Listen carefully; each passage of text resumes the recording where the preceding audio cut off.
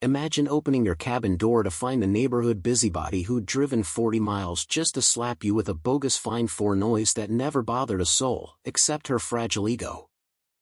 And that's how Jake Harlan's peaceful weekend exploded into a suburban nightmare. Courtesy of Brenda Whitaker, the HOA queen who thought her rules ruled the world. Jake had bought the old lake cabin as an escape from the suffocating grip of Willow Creek Estates. A cookie-cutter neighborhood where every lawn was measured to the millimeter and smiles were mandatory. He'd been living there quietly for years. A software engineer by day who moonlighted as a weekend woodworker, fixing up the place with his hands and a cold beer. Rumors had swirled about him ever since he moved in, whispers that he was antisocial because he skipped the mandatory block parties, or shady because his truck sometimes carried chainsaws. Jake heard it all through the grapevine but kept his mouth shut, watching from afar like a hawk eyeing a clueless rabbit. Brenda, on the other hand, was the epitome of polished perfection, mid-50s, with a bob haircut sharper than her tongue, always in pastel cardigans and pearls, preaching community harmony while enforcing rules that could make a monk snap. It was a crisp Saturday morning when the pounding started. Jake was midway through sanding a deck rail when the knocks rattled the door like gunfire.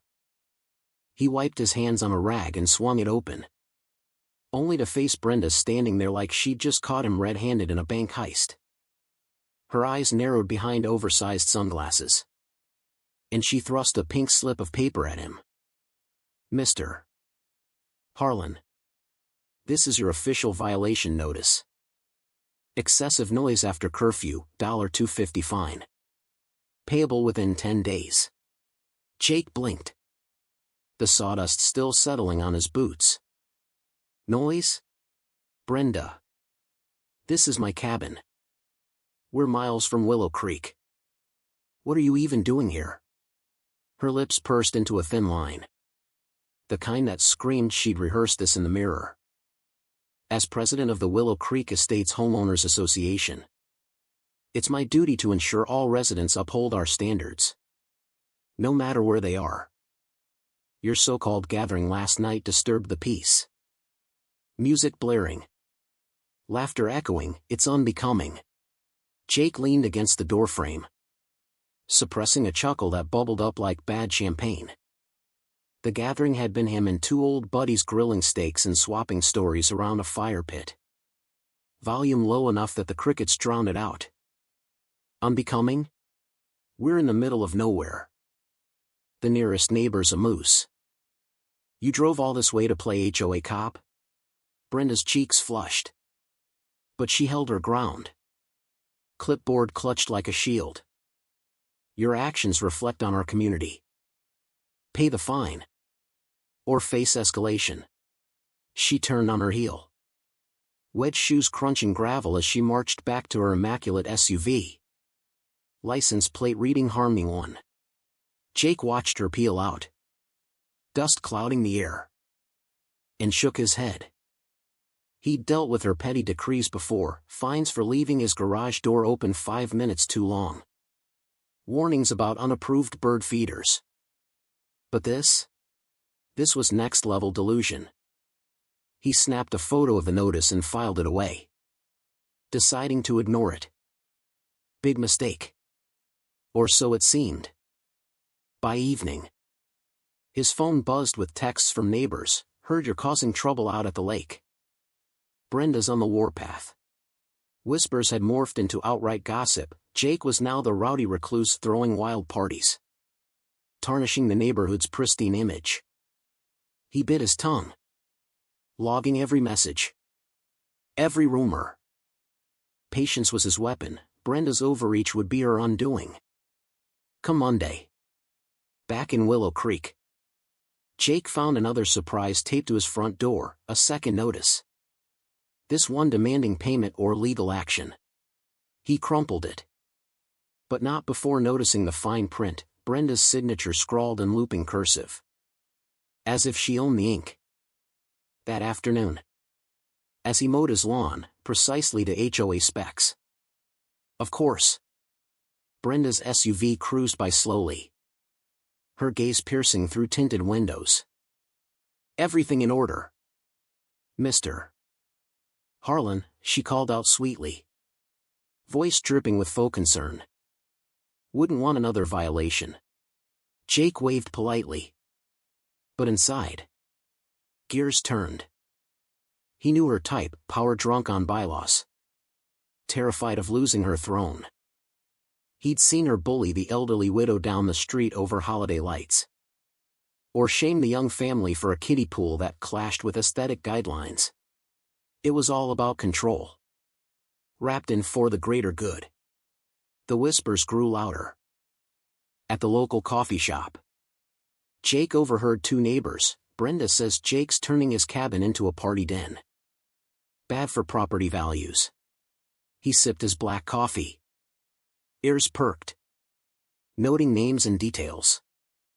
Back home, he dug into his files, not just any files, but digital archives from his side gig as a property consultant. Maps, deeds, zoning laws, he had them all. That night, he emailed the county clerk for certified copies, specifying the boundaries of Willow Creek. "Just double-checking some lines," he wrote casually. The response came quick, confirmation that his cabin sat squarely outside HOA turf. No easements, no overlaps. Jake printed it, tucking it away like ammunition. But Brenda wasn't done escalating. Wednesday evening, Jake returned from work to find a utility crew marking his front yard with orange spray paint. "What's this?" he asked the foreman, heart rate spiking. The guy shrugged, hard hat tilted.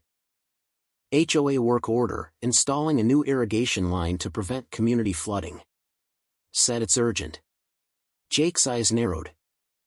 His yard was bone dry, sloped perfectly for drainage. This was sabotage. "Did you get my permission? This is my property." The foreman pulled out a form, Brenda's signature again. Stamped approved by board. No board vote mentioned. Jake whipped out his phone, recording as he dialed the sheriff. "Stop everything. This is unauthorized." The crew paused, uneasy, as Brenda's name echoed in the air.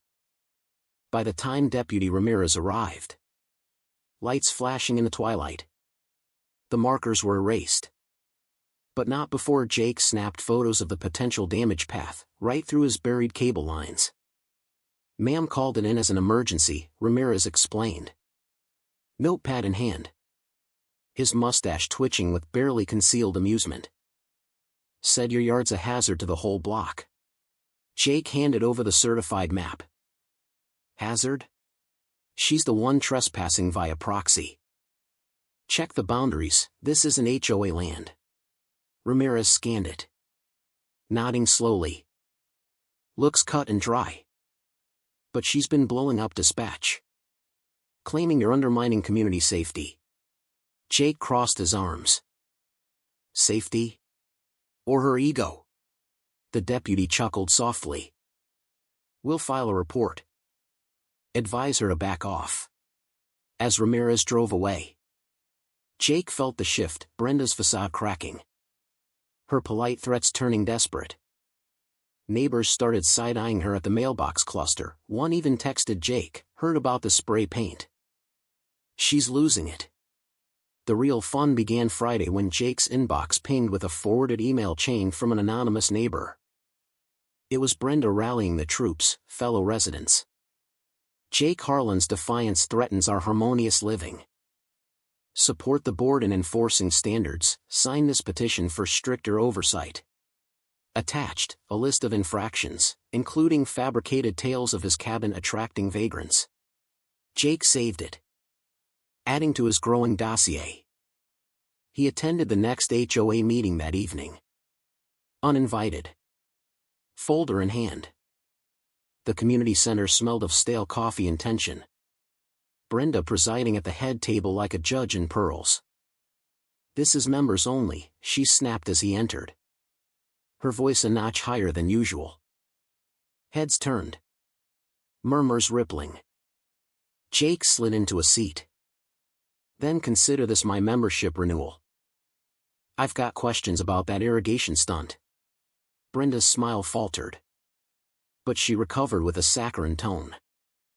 Mr. Harlan.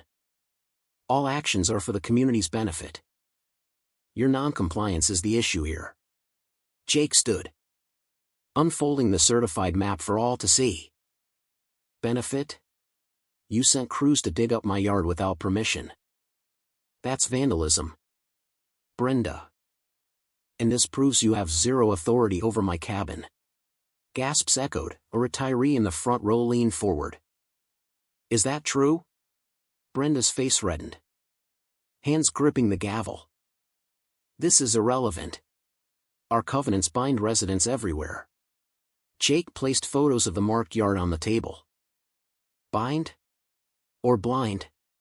You've been issuing fake fines. Manipulating rumors. Who's next? Someone for breathing too loudly. A woman in the back piped up. She fined me $100 for my dog's bark last month. No appeal. Murmurs grew to chatter. Brenda banged the gavel. Order. This man is disruptive. But the room shifted. Eyes on her now. Not Jake. He didn't stop there. That night, he filed complaints with the county. Trespass. Harassment. Misuse of funds. Copies went to the sheriff and every board member.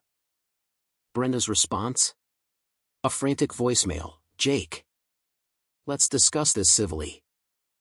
Misunderstandings happen. He ignored it, letting the silence speak. By morning, the anonymous forum post exploded. Scans of bogus notices. Patterns of retaliation. Residents shared stories. She threatened my fence color. Fine for unapproved flowers.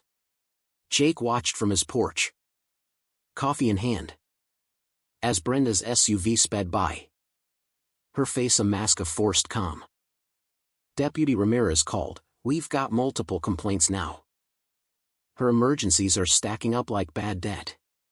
Jake provided his evidence, including the petition email. She's using HOA resources for personal vendettas. The climax hit like a storm. Monday. Jake met with county investigator Hale. A no-frills woman with a stack of files taller than her coffee mug. We've audited the books, she said flatly.